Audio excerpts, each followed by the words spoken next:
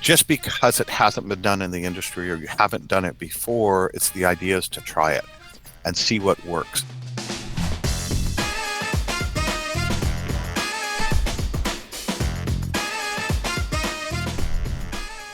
Hi, I'm Russ, and this is the Memory Makers Podcast, the show that helps you create amazing customer experiences and make more memories.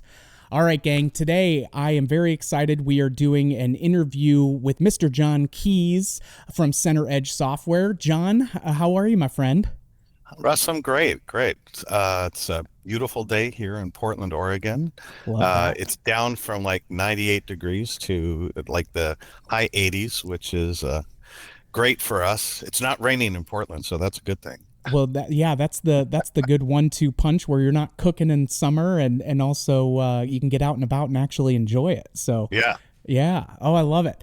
Well, I'm excited for a couple of reasons. One, the topic that we're going to get into for today's episode, and really focusing on, hey, where and how can we look to increase revenue and reduce costs in the context of, hey, there are things happening on the global scale all the time, whether it's, tariffs, going on more recently and ongoing right now, to just shifts in some consumer behavior patterns. And we saw a lot of that coming out of COVID and what have you. And so our goal today is to dive into what are some great framework questions or, thought exercises that we can always, fall back to of, hey, these are some things that we should be looking at, and where do we go to start to find answers so we can adapt and change with those, kind of outside forces to still make sure that we're creating a great experience and we're not losing our hair on the, financial side of things, and we're proactive in certain areas. So I'm really excited to get into that with you. And I also wanted to ask you before we get into that specifically. So you've been in the industry now for over 10 years within the FEC world, and had recently just moved over to CenterEdge. What was the kind of genesis or the opportunity that got you really excited about the move? Well, first, Russ, I have to ask the question. Are you insinuating that I'm old? No. Not at all. You and I have about the same, we both kind of hit that 10-year benchmark right around the same point. So brothers in arms. No, that's right. No, it's good. It was great. I was previously with Embed for 10 years. Yeah. And Embed is a great organization.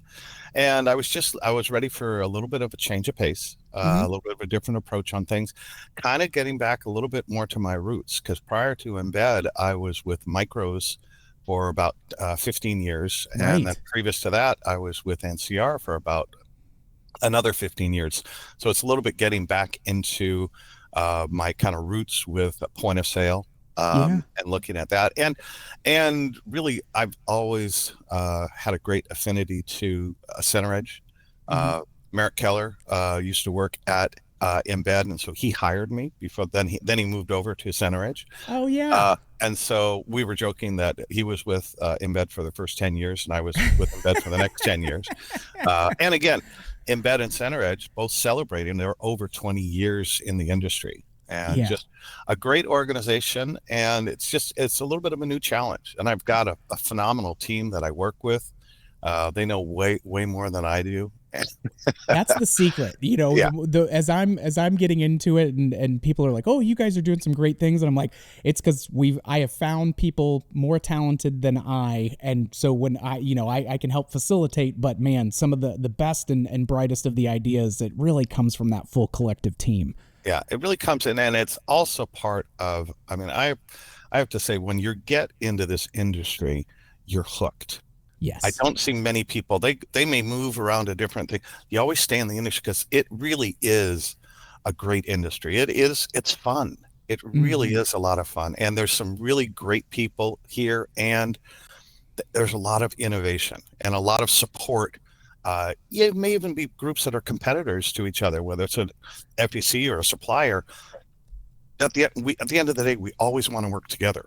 Yes. Yeah, and I would say the part that was most refreshing for me coming from IT Fortune 500 consulting stuff into this industry. I had worked as on the operations side in high school and in college, but coming back into it as a kind of professional, and we'll put the air quotes in there, but on the professional side was one, not only the landscape of partners and suppliers and vendors and how well we all cohesively work together on that front, right, but how open-minded and willing the operators themselves are to share, hey, this is what's working for us. What are you guys seeing? Because if I'm in Boca Raton, Florida, somebody that's in Blaine, Minnesota is not my direct competitor. And as a matter of fact, the more that we can elevate what we're all doing and learning from each other, like it's just, Danny and I harp on this, but that rising tide raises all ships is such a true element if you've got people leaning into it. And our industry, to your point of why people never leave, it's I just don't know that I would find that in too many other industries, and it would be really difficult to step away from that. So yeah, I always tell folks we're just luckier than we deserve by far to get to do what we do. Well, and it's even like with the FEC operators and some of the other groups that are leveraging social media. I mean, you'll see posts all weekend. Hey, I'm working on this issue. Does anybody have any suggestions? Yes. And they're getting that information, and that collaboration, I think, really helps. And that it's a great segue as we talk about how do we navigate these challenging times, is that we work together to come up with ideas and solutions.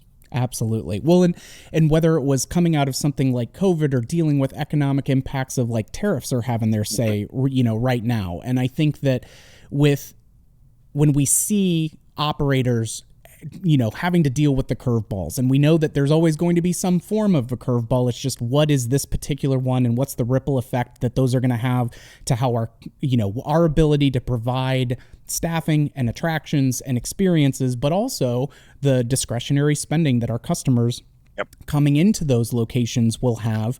And I think that I'd love to start to dive in a little bit of, knowing that there are always going to be these curveballs that we deal with, and utilizing a network and asking folks what are some of the biggest things that you're seeing right now within kind of the tariff landscape, because that's the issue at hand for most folks. Right.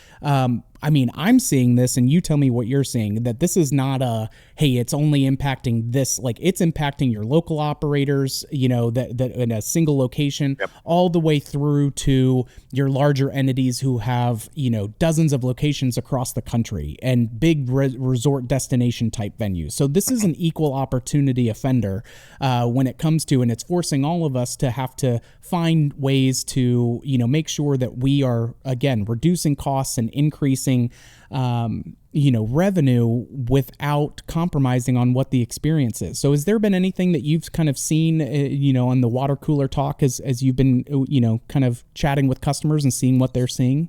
Well, it's interesting. It's not only affecting customers, and let's say when they're looking at purchasing games or purchasing systems or purchasing buildings, or if you get into dealing with inventory with their rising costs, but it also is affecting the consumer, the guest that is coming in. And I saw an article that was talking about it used right after COVID, they talked about revenge spending, that people were kind of pent up, and there was a lot of extra spending because they wanted to go back and do the experiences.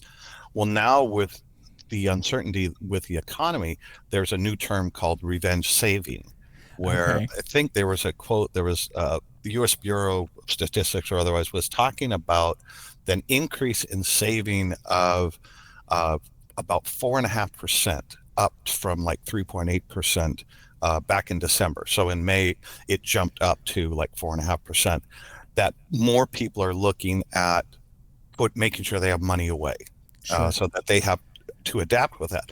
Well, that affects our industry when people are wanting to go out. Are they going to take that trip? And I've seen some articles that talk about that they may not take that trip to Mexico. They may not take that trip to Disneyland or something, but they can go to the local FEC.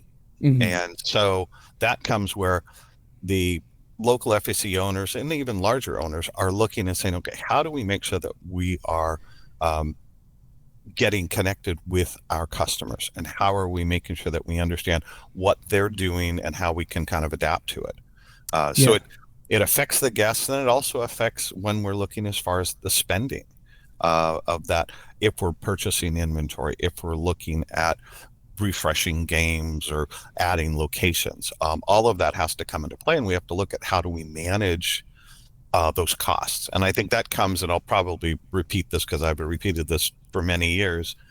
It's important that we work in partnership with our vendor partners, and with groups like redemption companies that saw the tariffs coming in, that were making larger purchases. So it's interesting talking with people that they're saying, our partners purchased a lot more with an anticipation of that to help keep the costs down. Yeah. And same thing with watching now with if you're going to make large purchases, that you're looking at finding the right time when you're going to pick that up. Yeah. Well, and it's interesting too, right? Because there's such a parallel between, okay, what are we going to do as an FEC operator to make sure that we're making intelligent purchases, and maybe, things that we're going to hold back and save, or be very intentional about where and how we're picking those moments.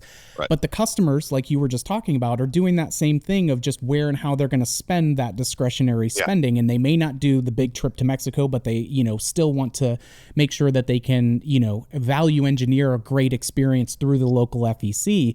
And some of the things that I feel like, when we look over the last year and a half of why mini golf has just been blowing up recently, and it's like, I feel some of that is, one, just because mini golf's got some good fundamentals of social competition to it. Yeah. But now socializing.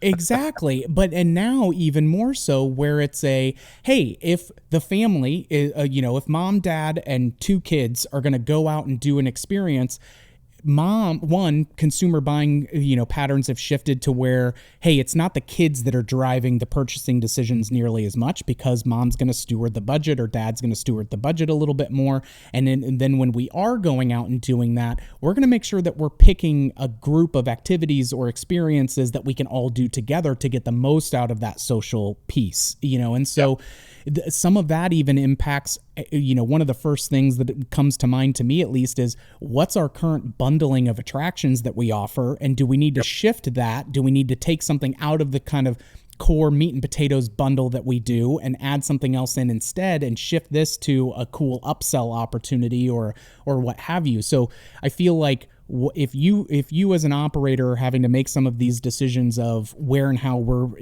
allocating labor and dollars, your customers are having to do that too, and you need to be thinking and to your point, asking them or seeing and tracking some sort of data that is going to show you, hey, is this doing well because it's just our default package and we just get a lot of hits on it? Do we need to proactively look at switching something in based on how the customers are coming and what their expectations are now versus 6 months ago or 8 months ago? Yeah. Well, and I think there's a couple of points that you've made. I think number one, people are taking more time. They are making decisions further along rather than 3 months, 6 months ahead. They may be waiting a week ahead or otherwise. So I think that's important that that we recognize that.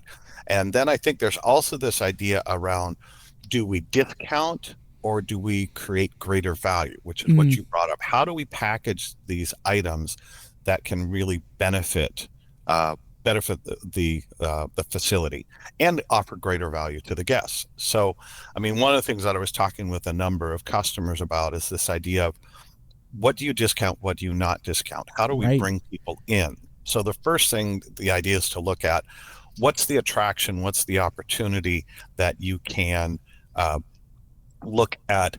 What draws people in? And maybe is that the point that you're going to look at maybe offering greater value or discounting? But then maybe with something like food and beverage or gaming, which is not something that people will go to as a destination, it's an add-on. That may be where you can keep those prices the same.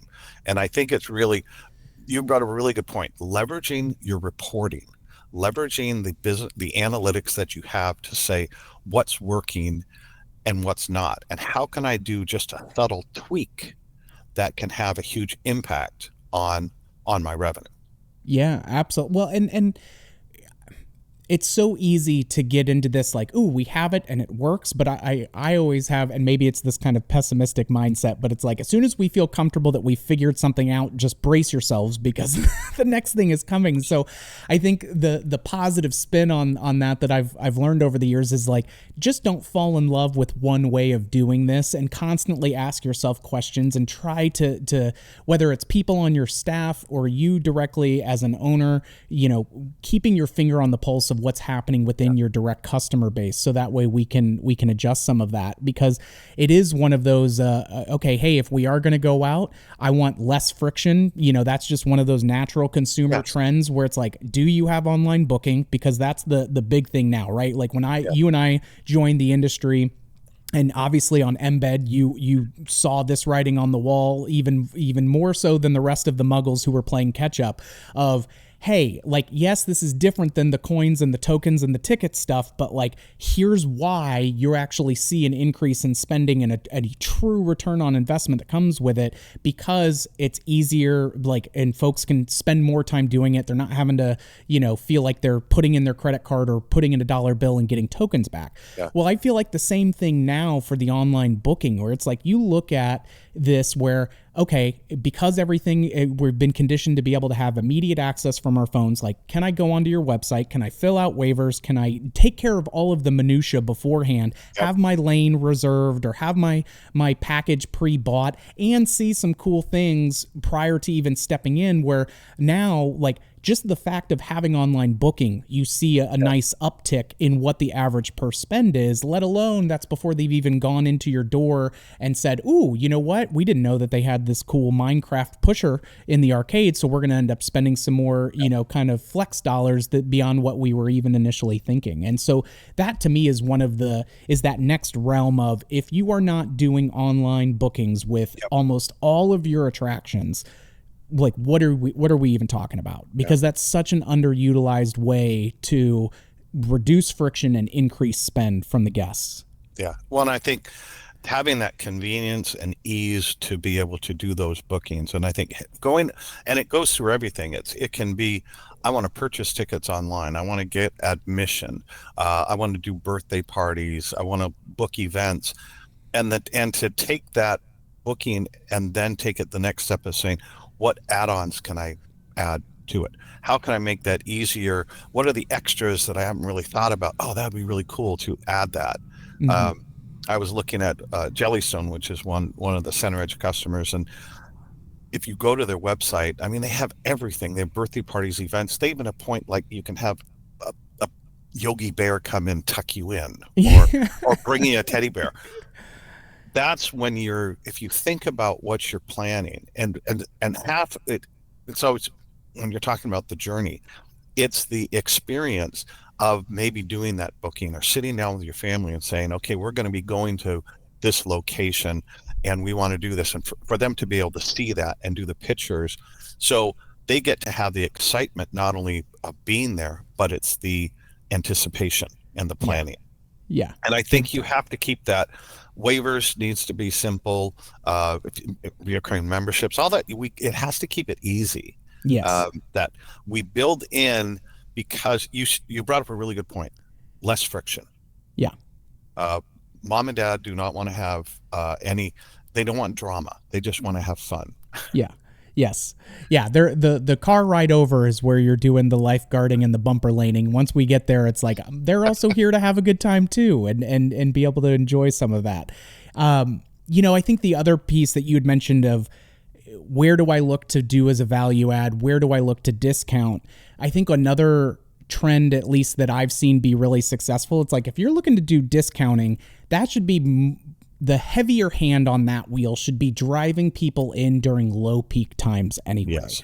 And finding, hey, if Tuesday, Wednesdays, and Thursday nights, if we're not filled to the brim and we want to get people there, like that's where we're going to have some more effective tools to do some BOGO or some unlimited plays or some other things, because we're already there. The lights are already on. Like, we're paying that electric bill. You know, it doesn't go up just because somebody's playing the Halo 4-player game. That game is already on and doing that. And so understanding where your actual costs are, and okay, great. Now what can we do from a discounting perspective or a really great extra value add that we can do during those times. And then during our biggest competition, you know, pieces of, you know, Saturdays during peak birthday party kind of timing and everything, it's like, well, that's a seller's market in there versus the weekdays, which tend to be a little bit of a buyer's market. And so just understanding, okay, what should we be trying to do from a bundle or a package positioning of when are we actually trying to get them there? And if is that the buyer's time for us, or is it the seller's time, you know, for us, kind of an approach. And so just being, you know, aware of what that ripple effect can be.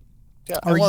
And talking about, like you say, on those off-peak times, how can you bring people in? Yeah. But then also keep in mind, keep this on your list. A lot of times people don't want to do this, but again, keep this in the back of your mind. If you go to a restaurant, if you go to a theater, if you go to a hotel or airlines, at those peak times, you're paying a higher price. Right. And you're willing to pay for it because it's that peak time. So just because it hasn't been done in the industry or you haven't done it before, the idea is to try it and see what works. And again, get feedback. But like you said before, always be open to try something new. Well, and you made a point when we were talking about, you know, this episode prior to recording, was what are other people, you know, what are we seeing? Whether that's in the Facebook operator group or, hey, Disney's doing this thing. Okay, how do we, you know, take the inspiration of that and how would we adapt that for our use? Are you seeing anything specifically that customers have done as some specific examples of like, hey, this is a really neat idea, you know, what, you know, because we always have things like, hey, get your picture taken with the Easter Bunny on Easter, doing some of that kind of stuff, which is great. And I don't mean to belittle those kinds of pieces, but what are some of the pieces out there that you've seen that help folks just as they get the creative juices flowing of, ooh, that would be something neat to try? Yeah. Well, one of the things that I've seen talking with a lot of operators, they were saying that the casual business is down. Mm-hmm. But the groups business has increased. So they're looking at, with the groups business, how do you make it very easy? Mm-hmm. So I was hearing like from, we're obviously past the end of school, but there was a couple of groups that really said that their after school parties, the end of year parties for the schools just like skyrocketed. And one of the things they attributed it to was they simplified the process, as opposed to having, where you had to pick your pizzas and the number of guests and all the other things. They were saying we had tiers, and that included everything. Nice. And it just made it so easy for the schools to be able to schedule that. So I think looking at that, having that simplicity, I think was very important. You also had groups that were doing like unique things when, again, corporate business, again, maybe they're not able to have those they are not able to, let's say, do big trips or something, but you're going to have an offsite meeting, and that could be at a non-peak time. So it's kind of leveraging that avenue where, okay, if one area is down, how can I leverage? How can I bring more in? But then for the casual market, I had a couple of groups who I thought was a brilliant idea. They did an after dark program. Okay. Which is kind of set up, you think of it in terms of as a group, but that's really bringing in individuals and saying that after there are a certain period of time, you're going to have a special pricing. It's a non-peak time. Maybe you're staying open a little bit later, especially with the summer. People are hot. They've been out on the lake or on the river. They're looking for a place to kind of hang out and enjoy themselves. And this is usually for adults, so it's not like a school program. Right. This is after hours. Come in and have some of those cocktails. Enjoy some games, enjoy the air conditioning, and by bringing them in, then you can, again, those cocktails can be premium cocktails. So this is another way that you can look at bringing new ideas. Yeah, well, and that's I think the biggest thing whenever I get into some of these conversations with folks. It's like you're typically never moving just one thing one lever really, really big from just full on to off. You're going to say, okay, can I get a little dial here? Can I flip this knob a little bit? And get that compounding effect to where, hey, if we're going to go in and I know on a Tuesday and I want to get after some, laser tag or mini golf or some virtual reality, whatever the center is running that day as their kind of highlighted attraction that you get the extra bonus for. Well, great. I'm going to spend more time there, but I'm going to drop $12 to $15 on, several cocktails a piece to be able to do some of that. And so it's just looking at where and how can we, hey, if I'm going to offer something at a really great value and a lower price, where do we need to have the staff's mindset as far as making sure that they're reinforcing some of these other good profit centers while they're there to then bring that average, spend back up to the level that it was or even surpass it a lot of times too. And I got to tell you a funny story. You brought that up as far as like that premium cocktail. Yeah. So I was at Dave and Buster's, went with my wife and we had some lunch and then or dinner and played some games and everything else. And they had a cocktail that had a ice cube that lit up. And that cocktail, I think, was like $15 or $17. And it was a purple drink that probably wasn't that, but I bought that because I wanted that. Yeah. And it's that. And if we think about the experiences that people get, it's the little things. Yeah. You brought about changing things a little bit here and there. I always like to use the analogy when you're flying across country, which we do a lot. Pilots will say that they're off course more than they're on course because they have to navigate for wind speed and everything else. So they're constantly adjusting every time as they're throughout that journey. Well, we can use that in business. We don't have to make monumental changes. Some of the changes that you can make can be very, very simple. They may not cost you anything. And it really comes, and that comes back, and I know we're going to talk more, but now it just popped into my head, is what are some things that you can do to help increase revenue and decrease costs? Yeah. And one of the things that I like to encourage people to do is continue to challenge your vendor partners on new ideas. What can they do? What have other people done that they might be able to recommend?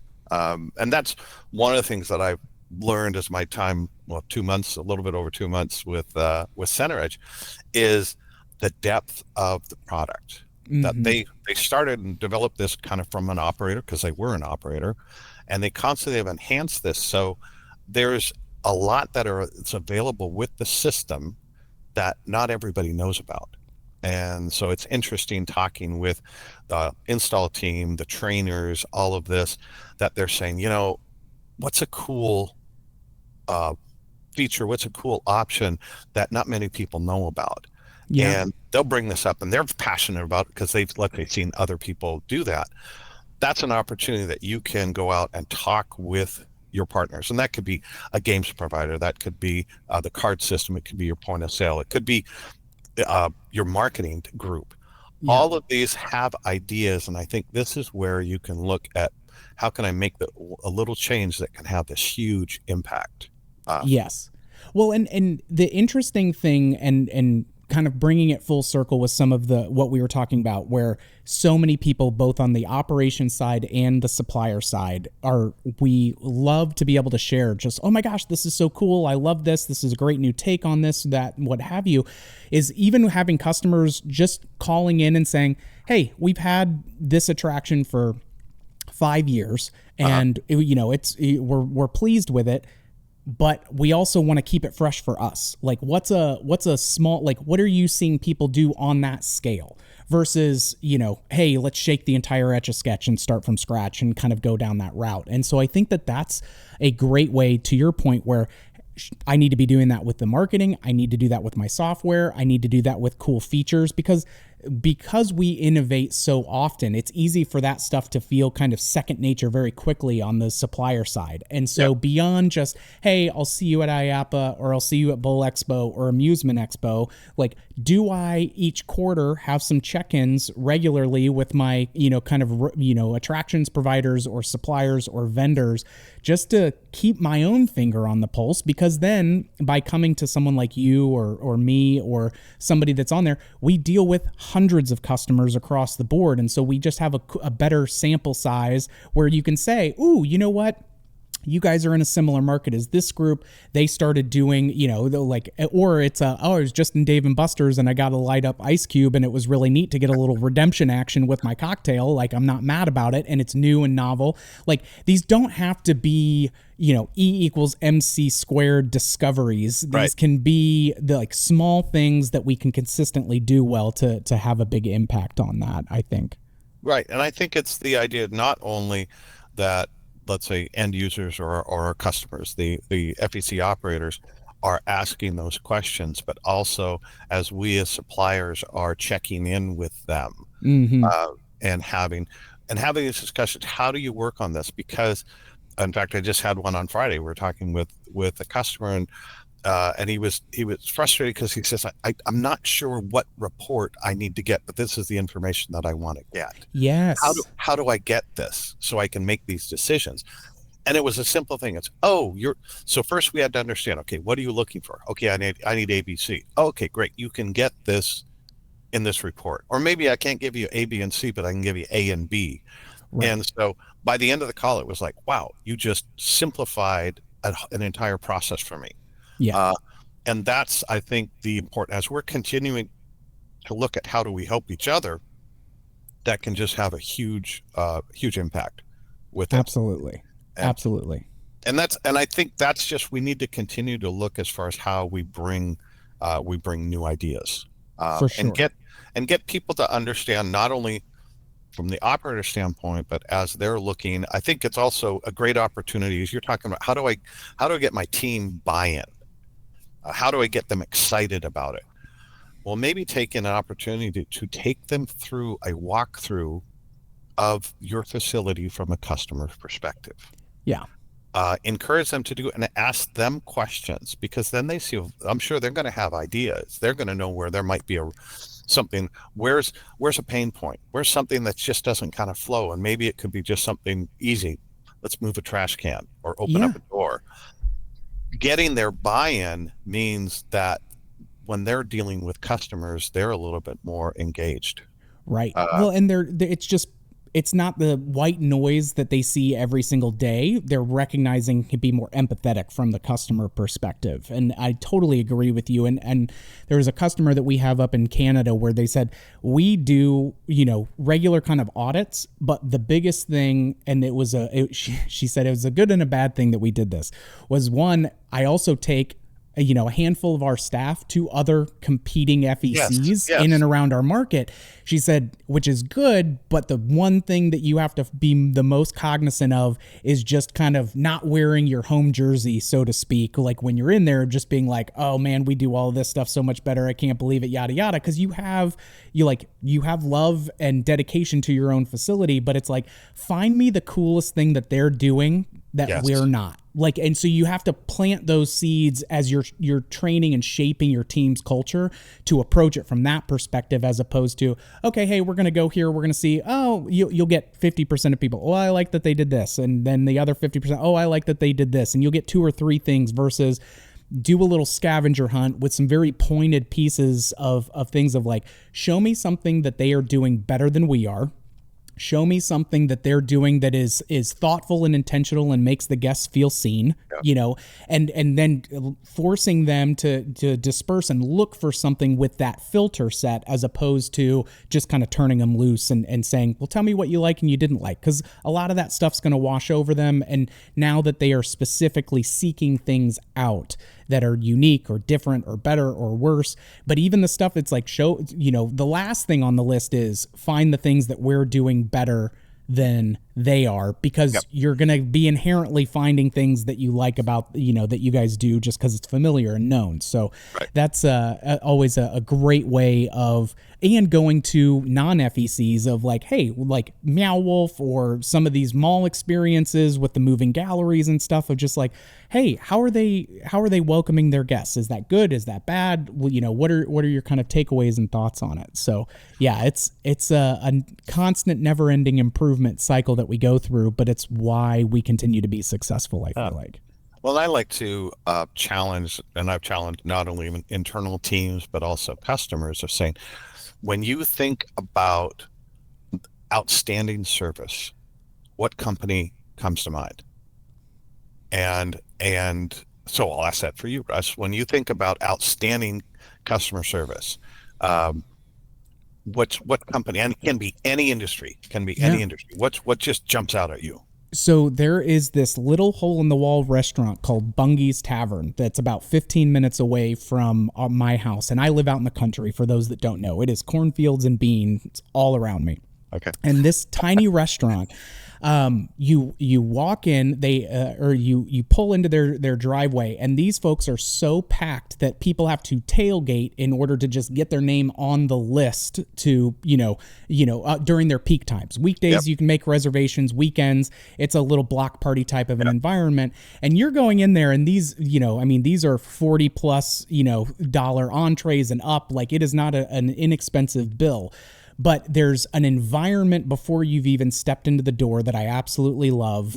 But then when you walk in and you're meeting with their staff, it is a 2 or 3 minute like conversation that you're actually having, where they're getting to know you, why you're there, what anything in particular that you're looking to celebrate. And some of those are kind of standard issue questions, but also there's just a care and attention to where, hey, we appreciate you coming here. We're going to not just treat you like a customer, and they'll read the room if you've got somebody who's just looking to kind of move on with it.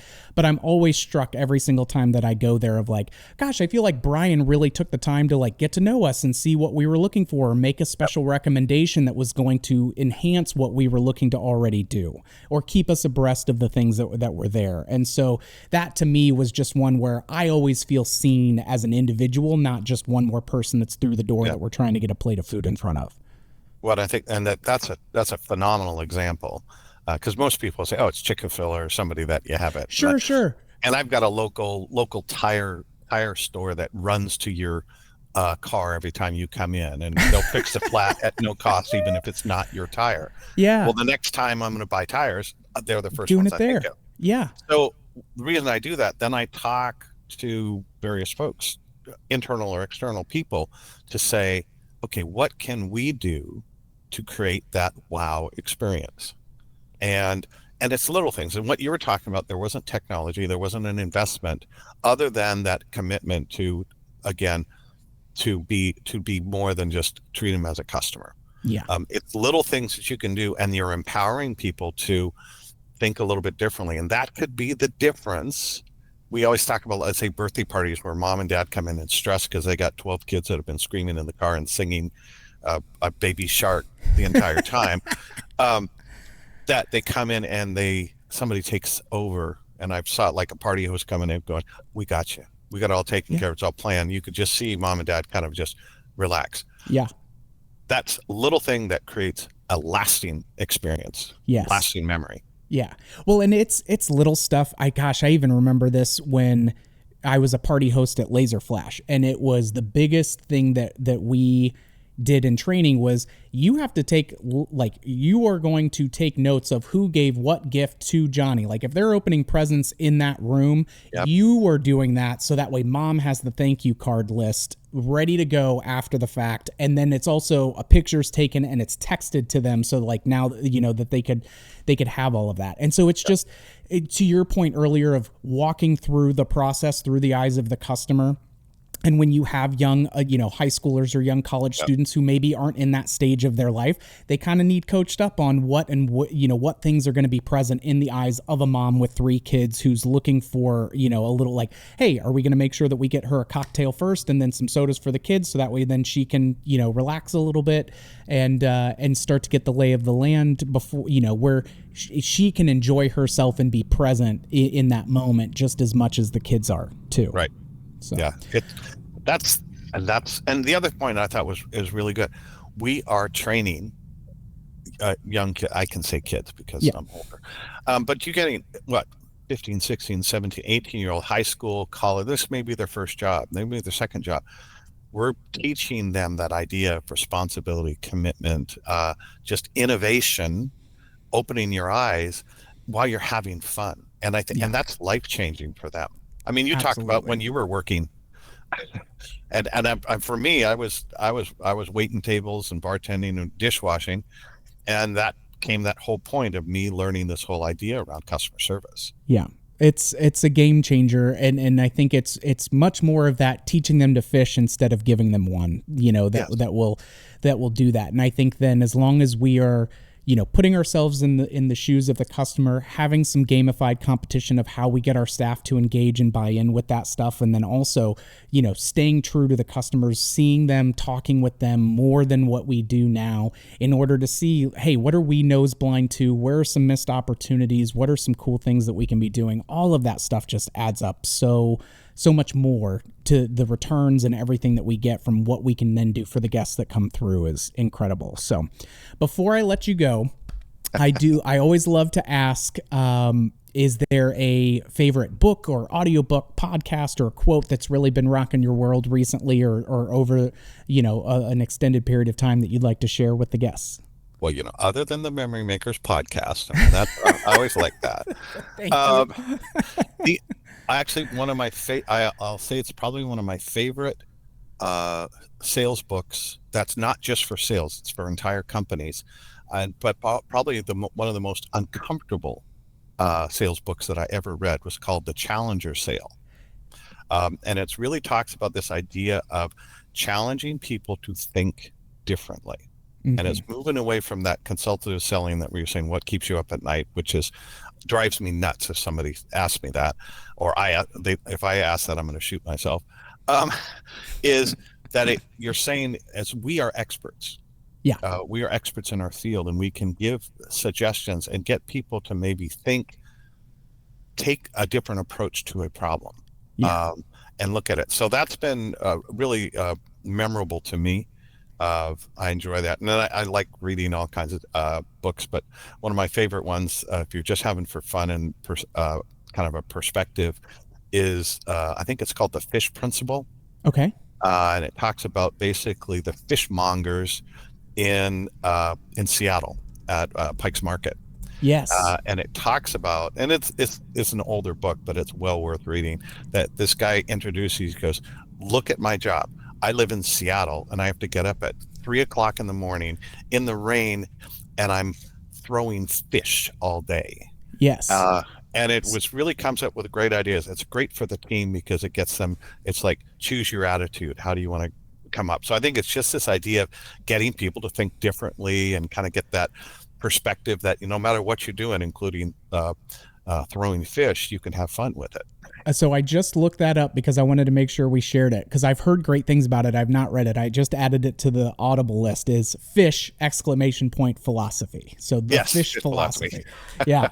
And yeah, and that's the stuff where it's and the Challenger sale is excellent, just because it's to that same point of what we were talking about earlier of, don't fall in love with this one way that you do something, and recognize that you have insights and experiences, but they're also recognize that there are things that you don't know, and being open to being able to move back and forth between those two realms. So well, with that, I think we are at a great place for a wrap up. I want to thank you so much, John, for your time with this, and I'm looking forward to seeing you in person at the next Amusement 360 coming up in September, as we're recording this now. And just always appreciate how you bring the noise and bring the funk for us in any shape and form. And man, I'm just looking forward to connecting back at that event. And if you guys are looking to attend Amusement 360, please feel free to reach out to the CenterEdge team, and they've got some scholarship codes and things like that you can also use. But man, you want to talk about everything that we've talked about today, of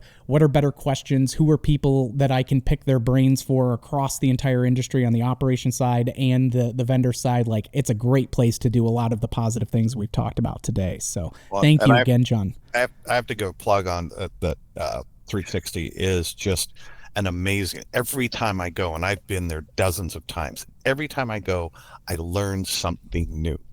And I think that's important. And then connecting with a lot of the players in the industry. So definitely good place to go. Well, I definitely learned something new as well, and it's just one of those pieces where we are stronger collectively together, and we have more resources, and the 6 degrees of Kevin Bacon is working in full effect for us at that point. So I love it. Well, with that, we've got more awesome content coming your guys' way. Be sure to come out and check out the weekly episodes wherever you get your podcasts.